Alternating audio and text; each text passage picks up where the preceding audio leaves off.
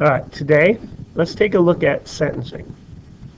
After a jury has come back with a guilty verdict, or after someone has pled guilty, then a sentencing will be set. And the sentencing hearing is a little bit different. Um, the sentencing does not happen immediately after a verdict has been reached. There'll be a 4 to probably 6 week span in between. And in that time, there's a pre-sentence investigation that goes on. And a pre-sentence investigation will investigate, well, that individual's life. It'll look into,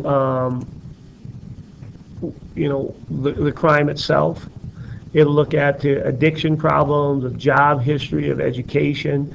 They'll try to figure out what this person has done, past crimes, those kind of things. The victims or family of the victim, depending on the crime, can write letters that are included in this pre-sentence investigation. The defendant themselves can write stuff to have included there. People who want to speak in behalf of the convicted individual can do so. And what happens is it's compiled. All this information is compiled and then given to the judge. And the judge will read it. And it's compiled in what's known as a pre-sentence report. So going into the sentencing, the judge has a pretty good idea of what not only the crime itself, what that was, but also the individual's life, other things about the individual, their addiction, their previous crimes, but also how this affected the victims or the victim's family, and so on. And then there is a sentencing hearing. And in that sentencing hearing, the judge will determine what kind of sentence will be issued to the defendant, now the convicted person. And in that sentencing hearing, the state or the government can call witnesses if they want. Let's say that the possible punishment is 20 years in prison, but they could get anywhere from 0 to 20. And let's say the state wants them to get the max, 20. So they can present people information that tries to, convince the judge that the defendant should get the max. The defense will have a chance to present information, not new evidence in the court. The trial's already been determined, but it might be an individual that says maybe a work history that the defendant has worked for them for a number of years and are a dependable person, and yes, they committed this crime, however, they're a good person other than that. They want to present their case. The defendant themselves gets a chance to address the court and say, ask for leniency, basically. I deserve a lesser sentence because, I'm really sorry for what I did or whatever. And then the judge, he or she makes that decision of what kind of sentence they will get. So the sentencing doesn't happen immediately after the trial. Unless it's a death penalty case. That's the only time it does. But most sentencings are a few weeks after the conviction, and then after a pre-sentence investigation report has been filed, and then a judge holds a hearing, and then at the conclusion of that hearing, the judge issues a sentence. Now, here are some types of sentences that can be given out, more so in state court than federal court, and not all of these are available for every type of crime. But these are things that a judge may use, or a combination of these. A suspended sentence is a sentence that is given out but does not have to be served at the time it's imposed. Okay, so let's say that I am a judge and I give you a 10-year sentence. Okay, let's change that. Let's make it simple. Let's say I'm giving you a 30-day jail sentence, and I'm going to suspend all 30 days. That means you don't have to go to jail at all, but this sentence is still over your head. And I may put some rules in that you have to follow. Okay, so as long as for the next 2 years you follow these rules, then you don't have to serve those 30 days in jail. However, and let's say the rule is that you can't drink alcohol. Well, let's say you get arrested for a DUI. Obviously, you're drinking alcohol. So not only are you facing those DUI things, but now you may have to spend those 30 days in jail because it was a violation of your suspended sentence. Okay, sometimes you'll see somebody get a sentence of let's say 5 years and 3 years suspended. So that means you got to serve 2 years in prison and then the other 3 are suspended. That doesn't mean that you don't have to serve them. That means that as long as you follow the rules, that you won't have to serve those. That's a suspended sentence. They're fairly common in South Dakota. Probation is different than a suspended sentence. It's a release under the supervision of a probation officer. It seems very similar because it is, but it's not the same as a suspended sentence. So if you're given probation, you're given a period of time in which you have to follow whatever rules the court sets on. And if you don't follow those rules, then you can be reevaluated, resentenced. House arrest is simply you have to serve your time in your house rather than in jail. So let's say you've been given 1 year in jail, but you can serve it in your home under house arrest. That means that rather than being in jail, you can be home. Now, you don't have freedom to go anywhere you want. You maybe can't go to the store or you can't go out to a movie because you're confined to your home. Sometimes you can go to your work, or if you're a student, you can go to school. Sometimes this makes sense. It doesn't make sense for violent offenders, but for a non-violent offender, it may make sense. If you're in jail, let's say you have dependent children at home. You're in jail, who takes care of those kids? Do they go to foster care or whatever? Well, house arrest may be the best sentence because you could still take care of those kids. You're a non-violent offender. You could still go on with your life. You just lose some of your freedom. Again, you don't see this for murderers and rapists and violent offenders, but you do see this for less violent offenses. A fine is just simply when you pay money to the government. So if you have a $50 fine, that's what it is. It's pretty simple. It's just money paid to the government. Restitution is a little bit different. Restitution is when you pay money to the victim. Okay, so let's say that I burglarize your house and I take your computer and I sold your computer or destroyed it in some way. Well, I'm found guilty of that. Okay, so let's say I'm given a year in prison, but that still doesn't get your computer back. Restitution would be the defendant is required to pay the victim back for the loss or injury that they have. Sometimes you see restitution for embezzlement cases, certainly property crimes you may see it. Let's say I throw a rock through your window and I'm given 1 day in jail and a $100 fine. But that fine goes to the government. It doesn't go to the victim. But if the judge also orders restitution, that means I need to pay you for whatever it costs you to repair that window. Not uncommon to see restitution. Uncommon to see it in like rapes and murders and those kind of things, but not uncommon to see it in property crimes, vandalism, embezzlement cases, stuff like that. Work release is that you're given jail time, but you can leave jail to go to your job.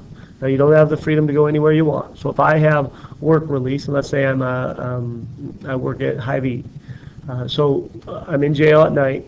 Let's say I work from 8 to 4 in the afternoon at Hy-Vee. I'm free to go to work from 8 to 4, and then as soon as work is done, I have to come back to jail.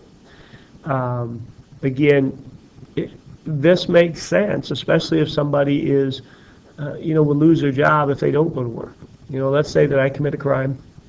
Shouldn't have done it. I'm given 30 days in jail, but my job won't let me miss 30 days of work. Well, not only am I being punished, which I deserve to be for jail time, I also now have a more difficult time when I get out of jail because I no longer have a job. Maybe we're setting that individual up to commit another crime. If they have work release, at least they can keep their job. The other thing with work release is, let's say I have dependent children at home. Okay, so I committed this crime. They're dependent on my income for me to help pay the rent at home or to pay for their food or things like that. Well, if I'm in jail and I lose my job and I'm not working, I'm also, the other victims of the crime become my children or my family. So sometimes work release makes sense. Again, it doesn't make sense to let a violent offender out to go to their job, but it may make sense in a lot of circumstances. Imprisonment is simply you're in prison. You don't get to leave. You're not in, you just are confined to prison. And we see this quite a bit. Everybody who's sitting in the penitentiary, it's just imprisonment. They don't get to leave. Now, there is some work release sometimes at penitentiaries, but the vast majority are just sitting in their cell, doing what they're doing in prison, but they don't get to leave. And death. Now, death is only an option if it's first-degree murder, and it's not an option that we use very much in South Dakota or really in many states. Obviously, death is not an option for most crimes, but the rest of these really are at least versions of them. So it's possible that someone may be given, let's say, a fine. They're also given imprisonment for a certain amount of time, and then they may have to serve house arrest after they get out of prison. It could be, a judge may use a combination, 3, 4, 5 of these things, all in a sentence. But these are options that a judge has when it comes to sentencing. You don't have every option for every crime. You don't have death for most crimes. Obviously, you're not going to have a simple probation for a murder.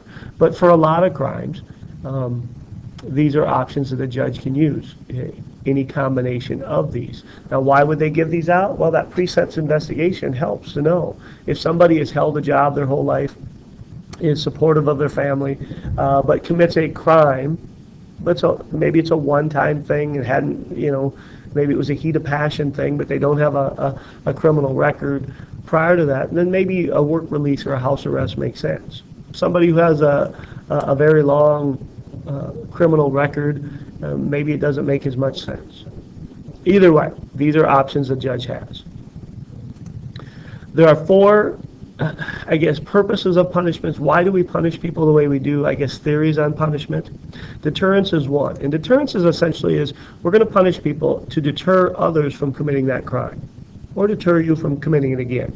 So we'll set the punishment relatively high so people don't commit that crime. Now, I'll use the example of in class. Let's say that I punish you in class. Let's say that you are talking back in class, or let's say sleeping in class. So I send you to the office. Now, by sending you to the office, maybe my goal is to deter you from sleeping in class again. I may also be trying to deter others from sleeping in class. Okay, that's the theory on deterrent. Not only punish the individual, but maybe deter others from committing the same type of crimes. Rehabilitation. The idea is that you're going to change the behavior of the person who committed a crime. Okay, so maybe we offer drug and alcohol counseling in prison, but it doesn't always have to be drug rehabilitation. It could be education. We're going to rehabilitate that individual so when they get out of prison, they don't commit those crimes. So education or work skills or things like that, anger management. The idea is to change the individual. Okay, so our example here in class, let's say that somebody is disruptive in class, and I send them to the counselor. My goal is for the counselor to help them to figure out why they're committing, they're disruptive in class so they can change their behavior. So the goal is to rehabilitate that person, not just to simply deter others from committing crimes or so on. Incapacitation is simply, we want to separate that person from society. Let's say we put somebody in prison for 10 years. For 10 years, the rest of society is safer from that person. So our theory may be they can't live within society.